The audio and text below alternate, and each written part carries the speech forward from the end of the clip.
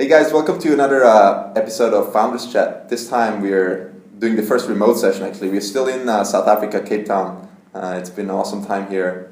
And for today's topic we had one thing that I think Joel mentioned to me, a great book he's reading is called The Obstacle is the Way. And it's kind of very interesting to think about some of the things that happened to Buffer that originally were big obstacles and turned out to be the way for us as well. And I think we got hacked. It was a big problem. We had downtime for a long time. We recently released a feature that the launch didn't go as planned at all. Users were extremely unhappy. So we kind of in every time one of those problems occurred, it was a very tough moment at first. And once we came out of it, it always seemed to turn into something that we were really glad and happy to go through, and it actually turned out better than originally. I think maybe the first one was the downtime, right? I think we've had downtime many times. I guess one of the most memorable for me was when we were still just three people, and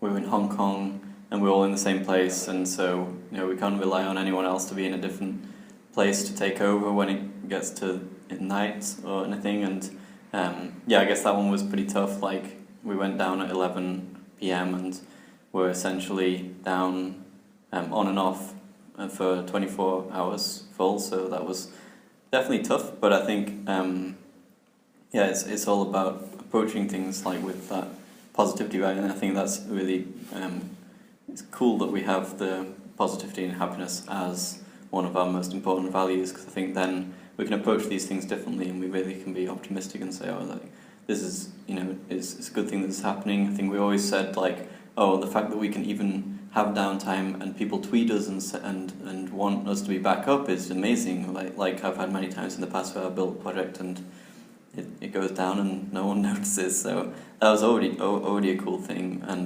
And then it's, what can you learn during that? And I think we've found downtime is one of, I think Paul Graham says this great thing where he says a startup is essentially compressing a whole career into a few years when you're building that startup. And I think downtime is one of those key moments where those few hours really are compressing that, learning about servers or about development or anything.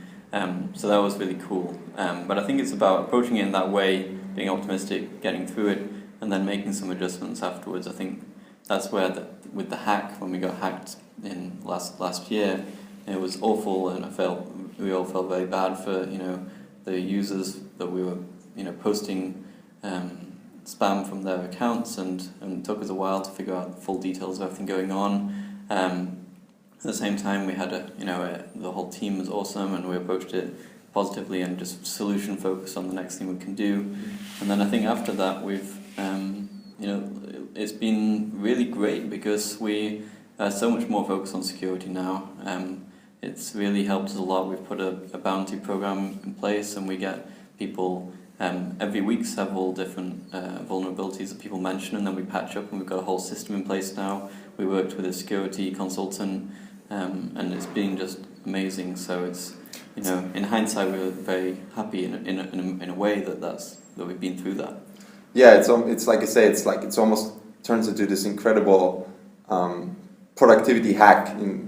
Probably not the right word to say it at all, but in this short space of time, maybe like a week or so, right? Yeah.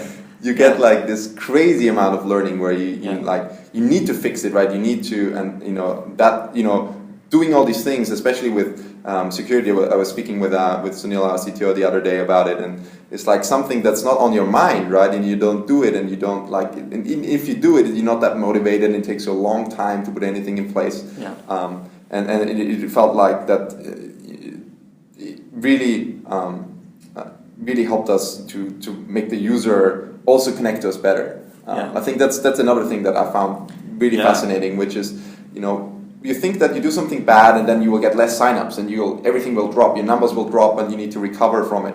What we found is by being so open, being so honest, every time it happens to us, that people actually appreciate us more. They come out and be like, wow, and we get people from get emails from people. They say like, now even more, I want to put my, spend money with you guys and buy the subscription, because I feel like you've been through this and you've made it out and you've really shown your true face, and now I want to stick with you guys even more so than before. That was actually interesting with the hacking. We had some of our highest kind of revenue days around then, which was surprising. Made no sense, right? I think for me the ultimate is, which I think is what the obstacle is, the way it talks about, is that you go through enough of these and you start to change your approach each time and your mindset, and eventually you start to almost crave these. You know that it's like that the obstacle is the way. That's the way to more learning, to knowing. For me, it's one of the things I like to do is to help other founders at the early stages, and I want to be the kind of person that's been through all kinds of crazy experiences, tough situations, and then can help those people. So I think there's many different ways to look at it, where learning the way you can advise people in the future, the closer connection to customers, but essentially the ultimate thing is that you then crave that, and you are happy when there's a new obstacle that arises and you say, oh, this is great because now we can get past this obstacle, find the way, and we'll be in a much better position from then onwards. So I think there's really been a cool kind of mindset shift to approach things in that way, and it's a lot of fun. Yeah, and I think that's kind of like just a few experiences from us on what happens when some of these tough situations kind of get thrown at you. Would love to hear everyone else's thoughts, and how you might have had some of those experiences, how you've dealt with them, how they've helped you grow. I think it's been really useful for us. Awesome, yeah. Catch you in the comments.